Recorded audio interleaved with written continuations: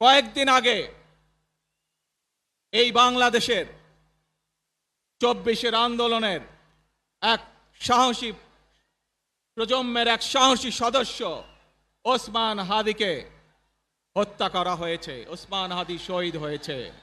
প্রিয় ভাই বোনেরা, ওসমান হাদি চেয়েছিল এই দেশের মানুষের জন্য গণতন্ত্র প্রতিষ্ঠিত হোক, এই দেশের মানুষের গণতান্ত্রিক অধিকার প্রতিষ্ঠিত হোক, এই দেশের মানুষ তাদের গণতান্ত্রিক এবং অর্থনৈতিক অধিকার ফিরে পাক।